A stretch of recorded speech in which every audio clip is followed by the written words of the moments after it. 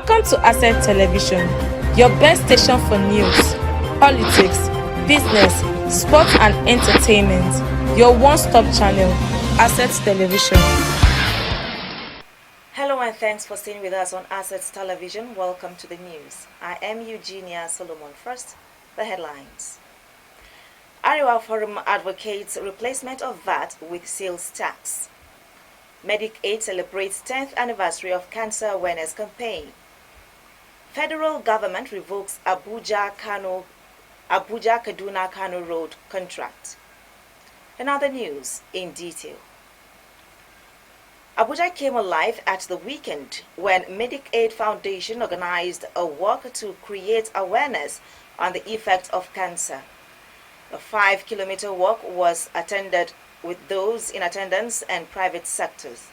It was a weekend full of activities for Medic Aid and Guards Polo Club in Abuja, the Federal Capital Territory, as they marked 10th anniversary of Cancer Awareness Exercise to help sufferers maintain a clean status by constantly going for medical checkups. The program began with a 5-kilometer road walk from Mona Lisa Park at the Central Business District, with several dignitaries participating.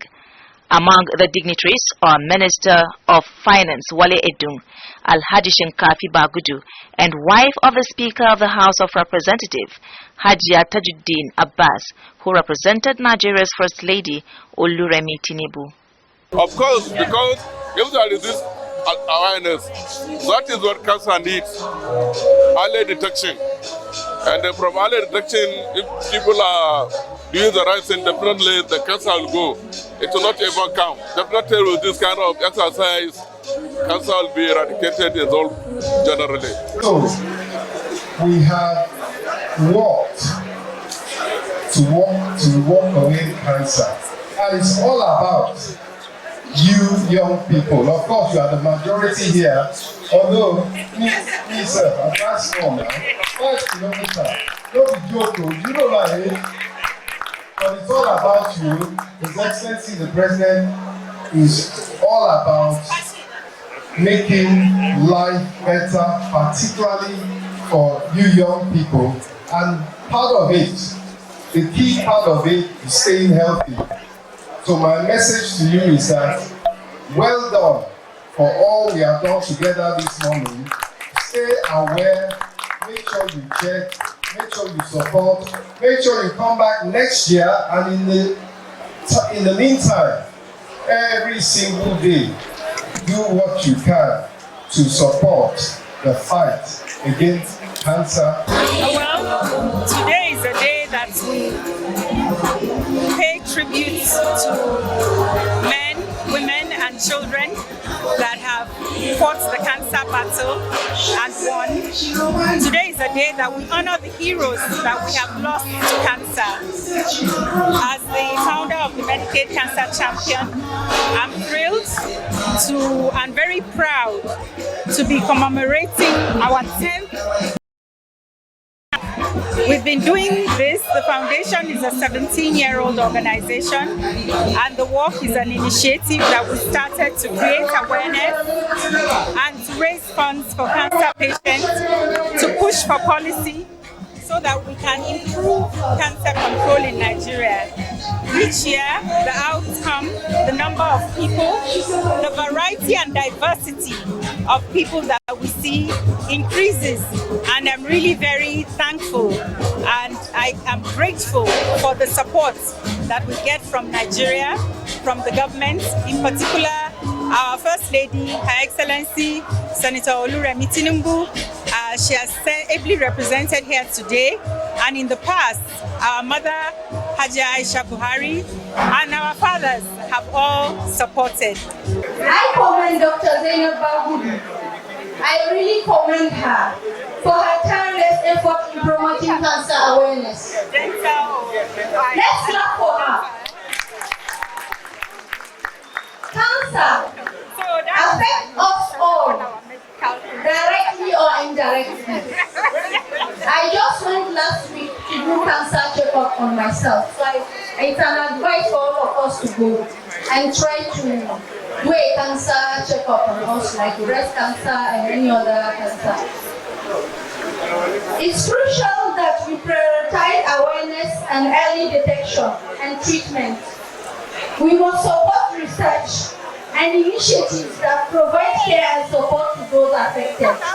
As we walk away from cancer, let's work towards hope, resilience, and a brighter future.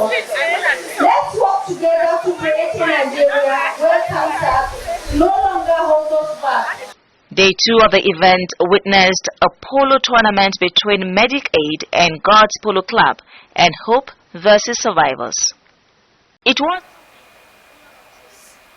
The Arewa Economic Forum AEF has advocated for the replacement of value-added tax VAT system with a sales tax.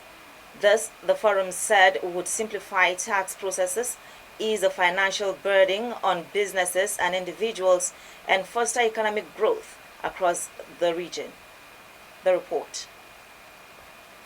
a leading socio-economic organization in northern Nigeria, Arewa Economic Forum, has aligned with the Northern Governors Forum in its opposition to value-added tax bill currently before the National Assembly.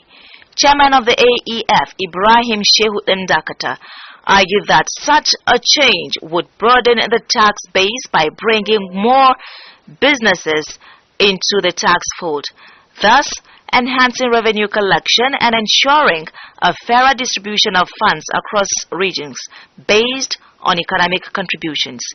AEF suggested that in the alternative, the federal government should concentrate on sales tax, adding that it would generate more revenue from sales tax than VAT if effectively administered. According to the chairman, the abandonment of the Kolmani oil field project in Bauchi State is a missed opportunity for revenue generation, economic development and job creation in northern Nigeria. Then Dakata underscored the forum's ongoing dialogue with the federal government, advocating for the establishment of one of four proposed 100,000 barrels per day refineries in the region by South Korean investors. The Kolmani Integrated Development Project is expected to attract foreign direct investment (FDI) of about $3 billion and designed to house a 120,000 barrels per day refinery, a 500 million standard cubic feet per day gas processing plant, a 300 megawatts capacity power plant, and a fertilizer plant of 2,500 tons per day. Suggests the replacement of VAT, which is a multi-layered tax structure, with a simpler sales tax that serves as a genuine consumption tax paid at the point of sale.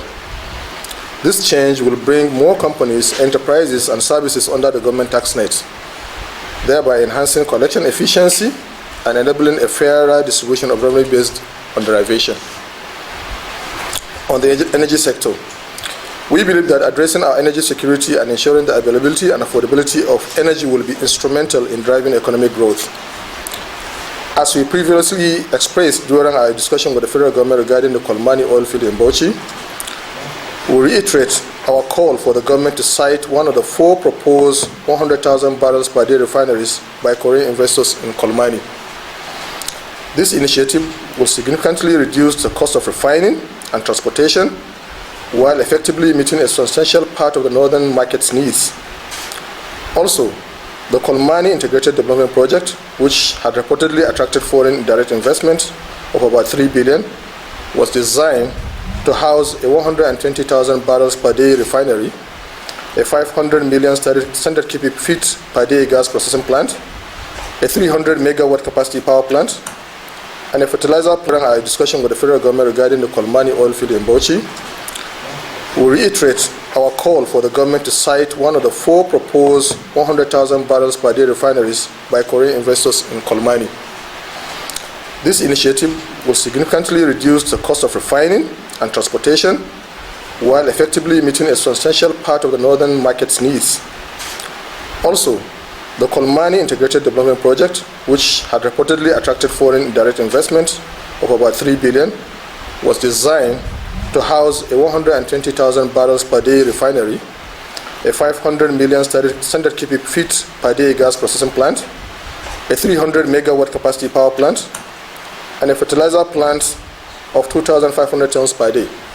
So we believe, citing one of the 4 proposed Korean refineries, which each one is going to be 100,000 barrels per day, will substantially alleviate the suffering of our people when it comes to the issue of the pricing of petroleum products, most especially PMS. Northern Nigeria is the vastest. We have the vast land. We cover a lot of kilometers when traversing northern Nigeria, and we consume a lot of this fuel when we are doing our businesses. So citing a refinery in Kolmani, which holds about a billion barrels of crude oil, will be a good way to alleviate that problem. The issue of security. Furthermore, the Area Economic Forum commends the federal government and security agencies for their commitment to eradicating banditry in our region. However, we urge the government to address the urgent needs of addressing banditry, terrorism, and other organized crimes leading to vandalism of infrastructure and desertion of farmland and several communities. Counter-insurgency are critical to the stability of our region and the nation at large, especially concerning harvesting and exploring the potential of our agriculture, commerce, and mining resources. We implore government agencies at all levels to expedite efforts in this regard so that our lives can become safer and more affordable, especially in the light of the direct link between food inflation and insecurity. Conclusion. Lastly, the Area Economic Forum wishes to express our dismay at the current action of certain states and individuals who threaten our democracy by using the judiciary as a tool to undermine the foundational norms, ethos, and values of democracy. Such actions are detrimental to the well-being of our nation, and we strongly condemn all the actors perpetuating these acts that threaten the corporate existence of our nation and our democracy. Then Dakata concluded by reaffirming the Arewa Economic Forum's commitment to advocating for policies that uplift the Arewa community and drive sustainable socio-economic progress across Nigeria. The Mandela Washington Fellowship Alumni Association of Nigeria, MWFAAN, has announced its inaugural Pan-African Legacy Conference, a significant initiative aimed at uniting key stakeholders to establish a sustainable development framework for Africa, with a special focus on its vibrant youth population. Speaking at a press briefing, the association's president, Farida Yahaya, outlined 3 central goals for the conference. The detail.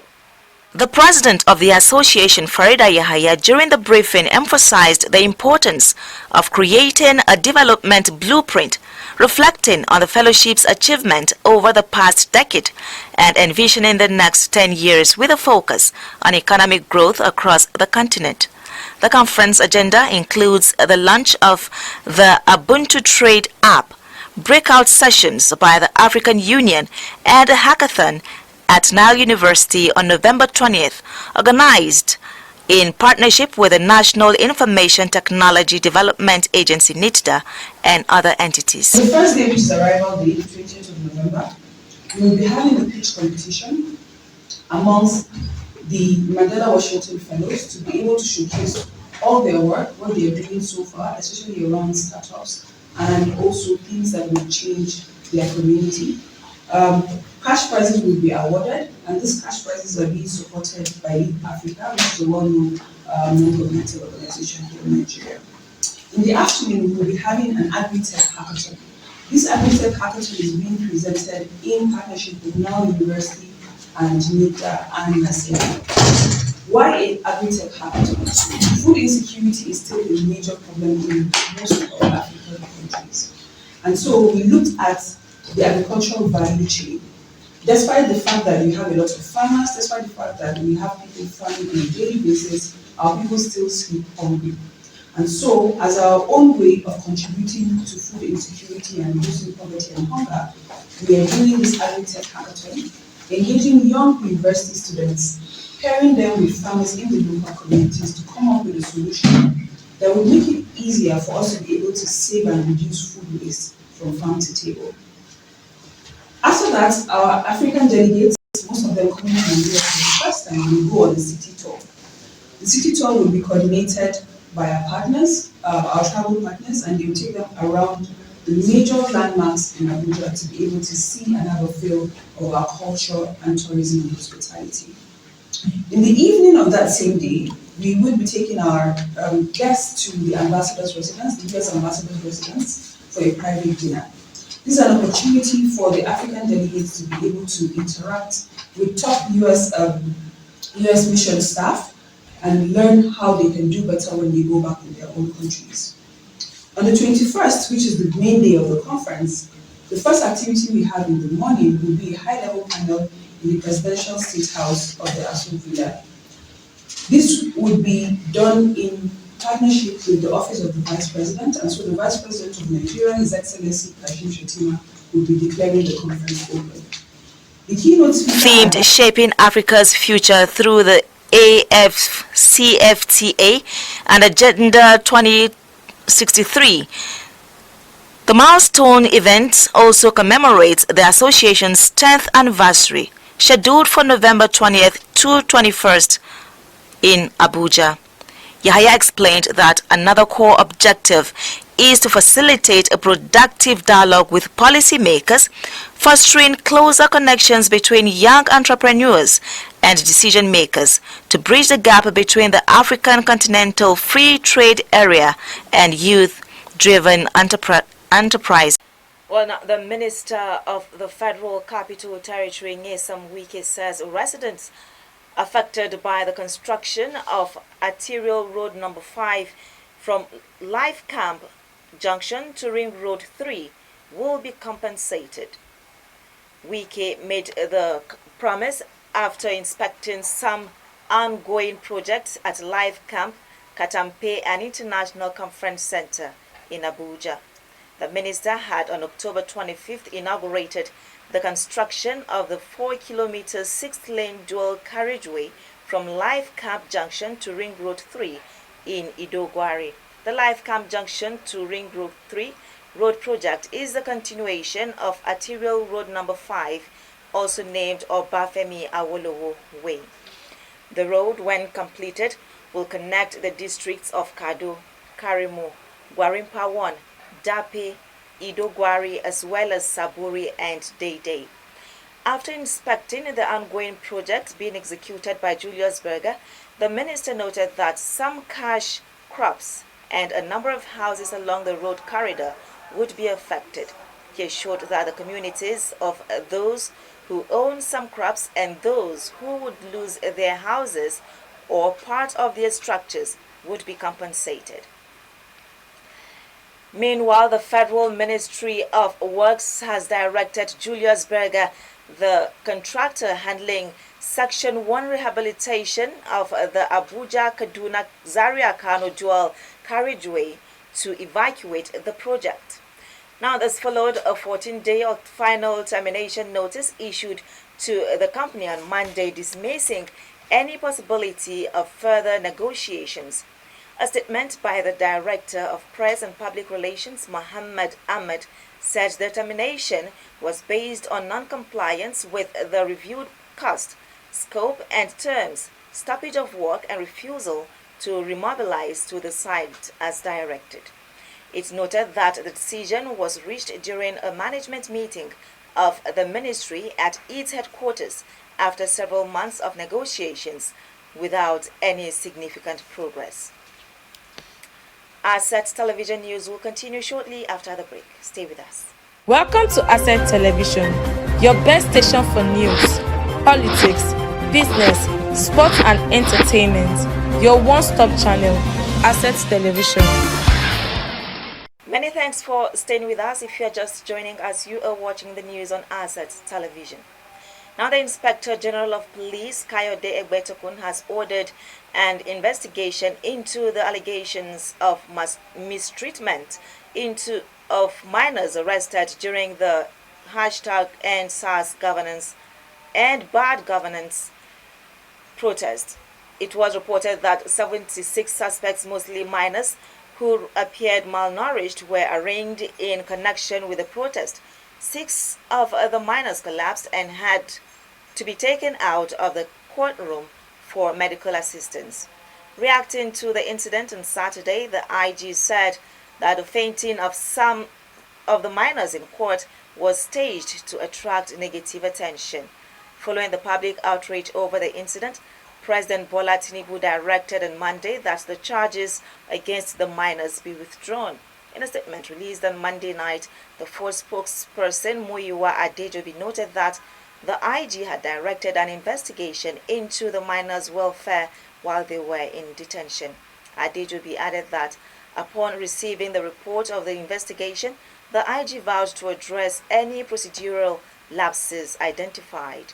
According to him, the IG had summoned heads of investigation units to a conference on child-friendly investigation methods. Now, in a related development, the Federal High Court in Abuja has struck out the charges brought against a total of 119 #End Bad Governance protest. All 119 protesters were arraigned on Friday, November 1st, on charges bordering on treason, felony, inciting to mutiny, amongst others. The defendants were arraigned in 2 batches. The trial judge, Justice Obiora Egwato, struck out the suit following an application by the counsel to the Attorney General of the Federation, MD Abubakar, to take over and discontinue the matter. Now, the Petroleum Products Retail Outlets Owners Association of Nigeria, Petroan, has insisted that the price of premium motor spirit, also known as petrol, it intends to import will be cheaper than the current rate sold in the country. In a statement by its National Public Relations Officer, Dr. Joseph Obele, the group said competition must be allowed in a deregulated environment. Odele disclosed that the group had incorporated a business unit that would enable it to bring in petrol before December. It disputed the allegation by Dangote Refinery that the marketers intend to import substandard products at a cheaper rate, saying that claims were not surprising. Reacting to allegations of blending substandard petrol near Dangote Refinery, Pinnacle Oil and Gas Limited has said that it is not involved in blending substandard petroleum products. Also, Petron disclosed that it was not aware of the cost of petrol from Dangote Refinery until the refinery released a press statement. Now, the foreign scene, election day voting has begun in the United States, with Donald Trump and Kamala Harris vying to become the next president. Harris has advocated for abortion rights and pledged to lower food and housing costs for working families. Trump has vowed, on the other hand, to seal the border and has proposed tax cuts worth trillions. Americans aren't just choosing the president, they are also picking members of the U.S. Congress, and some states are voting on abortion rights. More than 82 million people voted before Election Day. According to the BBC, it could take days or it could be soon after polls close before the winner will be announced. And in sports, Nigeria has named a 32-man roster for the second phase of their training camp ahead of the anticipated 2-leg CHAN qualifying fixture against Ashrave's Ghana in December. Most players have received notification of the invitation and will join the Super Eagles B, with the latest addition including Remo Stars goalkeeper Kayode Bankole, Su Kumaga of Lubi Stars, Osu Martins experienced winger Bernard Ovoke, Eniekeme Okon, Ubong Friday of Rivers United, and under 23 and Water FC star Dominion Ohaka. Others are Kano Pillars trio Abian Nelson, Aminu Adams, and Sudais Alibaba. All invited players are expected to report to camp for intensive preparations under the tutelage of Fidelis Ikechukwu and Daniel Omokachi, while Austin Eguavon goes on an assignment outside the country. The team began camp on Wednesday last week before being dispatched the following day to represent their various clubs in Nigeria Premier Football League matches over the weekend. Ghana will host Nigeria in the first leg between 20th to 22nd December 2024, while the second leg holds in Nigeria a week later. The winner over 2 legs will automatically qualify for the 2025 CHAN, which will be co-hosted by Kenya, Tanzania, and Uganda. And with that sports story, we end the news. Don't forget to follow us on all our social media platforms for more updates and programs. Of course, on behalf of the entire news crew, I am Eugenia Solomon. Thank you for watching. Welcome to Asset Television, your best station for news, politics, business, sports and entertainment. Your one-stop channel, Asset Television.